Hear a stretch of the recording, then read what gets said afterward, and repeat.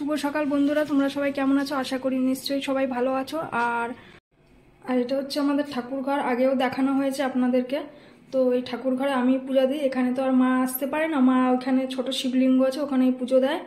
আর চলো তোমাদেরকে আরও কিছু দেখাচ্ছি। আর এখানে হচ্ছে সকালবেলা আমি যে কাজগুলো করি, এখানে হচ্ছে আমার ভাই বাবা এখানে শোয়। তো এই বিছনাটা ঝাড়া পরিষ্কার করা হয়ে গেছে। আর ওদিকে মাকে জল দিয়ে এসেছি চান করার জন্য।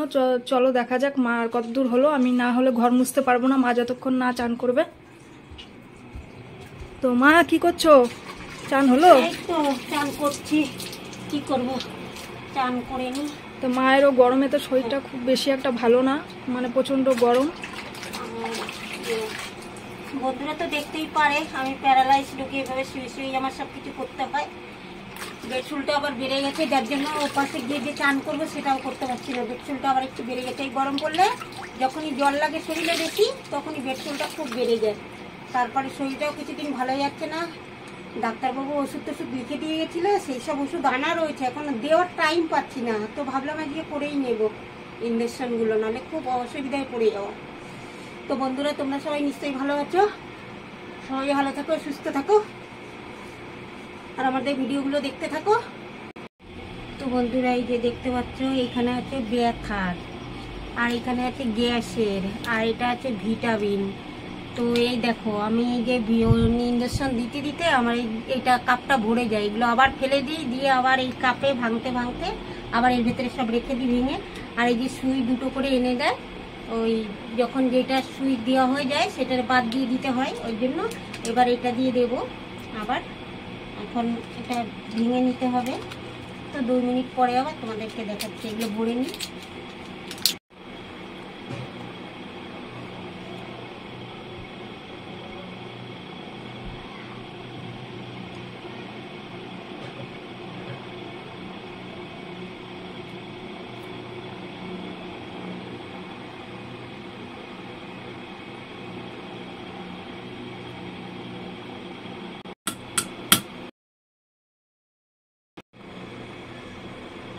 তো কিছুটা জল, ইঞ্জেকশনে কিছুটা জল ফেলে দিলাম এই কারণে, যদি বুড়বুড়ি থাকে এতে অসুবিধা হয়ে পড়ে।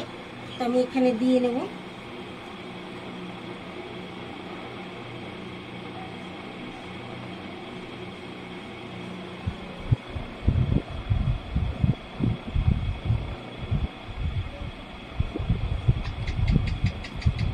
হয়েছে আমার দেওয়া। দেখলে তো আমি পায়ের ভেতরে ইঞ্জেকশনটা দিয়ে নিলাম।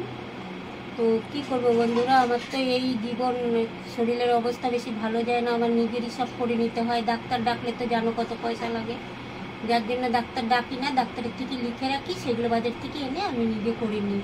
আর কি করব, তোমরা তো দেখছো আমার পরিস্থিতি, আমি যে কীভাবে চলি। আর আমার কি হয় বলো তো, কথা বলছি, বলতে বলতে আমি সব ভুলে যাই, আবার কিছুক্ষণ পরে আবার হয়তো কিছু মনে পড়লো, এরকমভাবেই আমার লাইফ কাটছে বন্ধুরা। আর কি বলবো, একটা অসুস্থ রোগী আমি, আর কি করতে পারি বলো? তাও ছেলে মেয়ের জন্য করার কিছু চেষ্টা করি। আমাদের বাজার চলে এসেছে আজকে, দেখো কত বাজার এসেছে আজকে। ভেন্ডি, এগুলো কি করলা, আম, এটা গন্ধরাজ লেবু, দেখো। হ্যাঁ গন্ধরাজ লেবু, খুব সুন্দর গন্ধ লাগে। আর ওদিকে হচ্ছে শশা। আর আজকে এই কাঁচা আম দিয়ে করবে আজকে মা টকের ডাল। গরমেতে এই টকের ডাল খেতে খুব ভালো লাগে।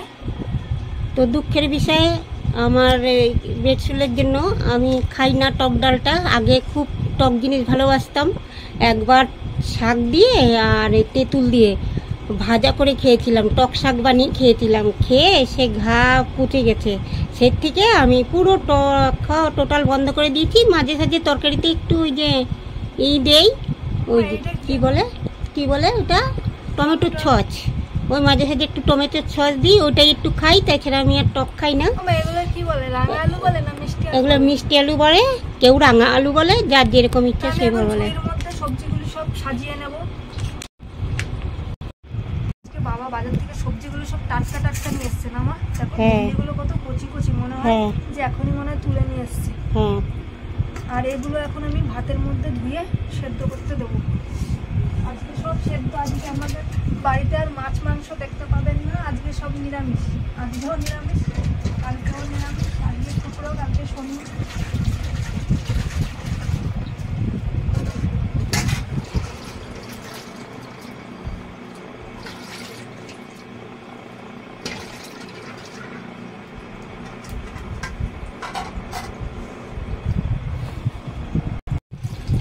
তো আমি এখন ডালগুলো ধুয়ে প্রেসার কুকারে সিদ্ধ করব। তার জন্য আমি ডালটা এখন ভালো করে ধুয়ে নেবো কষলে কষলে।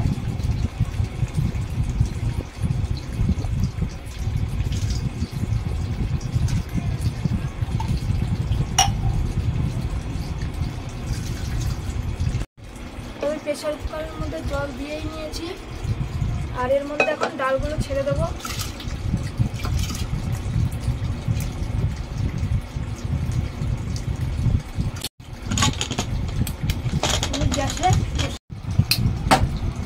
গ্যাসটা জ্বালিয়ে দিলাম। আমি এখন ডালের জন্য এই কাঁচা আমগুলো চোকলাটা ভালো করে ছাড়িয়ে নেব, তারপরে 4 ফালি করে এটা কেটে নেব।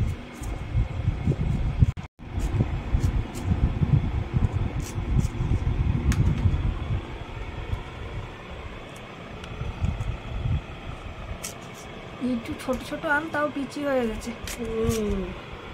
এগুলো কি আম বলে মা? ন্যাংরা মনে হয় না, কি বলে? খুব টক হয় কিন্তু, ন্যাংরা আমে তো খুব টক হয়। ন্যাংরাগুলো তো লম্বা লম্বা হয় না একটু?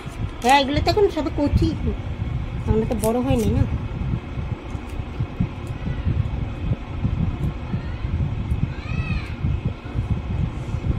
আজকে গরমটা আরো বেশি, পাখার হাওয়াটা চালিয়ে দেবে, তাও পাখার হাওয়াটাও গরম। হ্যাঁ, প্রচণ্ড গরম পড়ছে, ভালো লাগছে না। আর এদিকে আমাদের মটর ডালটাও সেদ্ধ হয়ে গেছে, এখন গ্যাসটা বন্ধ করে দেবো। আমার কড়াইতে তেল দেওয়া হয়ে গেছে, তেলটা গরম হয়ে গেছে। এখন দেবো আমি তেজপাতা, আর এই যে 2টো শুকনো লঙ্কা, আর দেবো সরষেটা।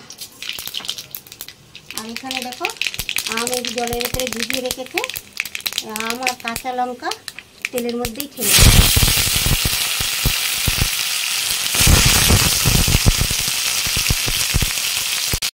আমি একটু নুন দিয়ে দেবো, দিয়ে আমগুলো একটু নাড়িয়ে চাড়িয়ে নিলাম, একটু হলুদও দিয়ে দেবো, দিয়ে এখন আমি মটর ডালটা দিয়ে দেবো।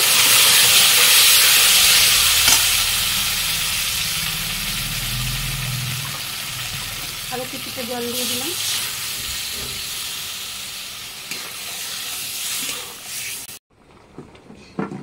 দেখ কুমপি, আমগুলো এতক্ষণ জলে ভিজিয়ে রেখেছিলাম, তাও একটু কসকস ভাব আছে। একটু যদি একটু নুন হলুদ মেখে আবার ধুয়ে ফেলতাম, তাহলে হয়তো কষটা বেরোতো না। ছোটো ছোটো তো ওই জন্য বেরিয়ে গেছে। তো এখন আমের কষ হবে একটু। একটু মিষ্টি দিয়ে দেবো। তোমার টক ডালটা হয়ে গেছে, আমি এখন নামিয়ে দেবো।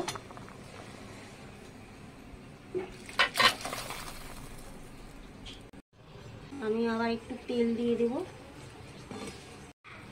তেজপাতা আর শুকনো লঙ্কা দিয়ে দিয়েছি, এবার পাঁচফোড়নটা দিয়ে দিলাম। এখানে শসা আর হলো মিষ্টি আলু আর গাজর, আর এখানে লঙ্কা সব দিয়ে একবারে তরকারি করে নেব।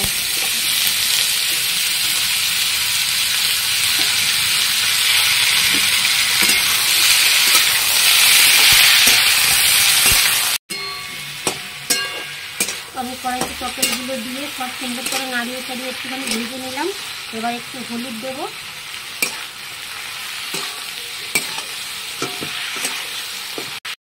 একটু লবণ দিয়ে দেবো,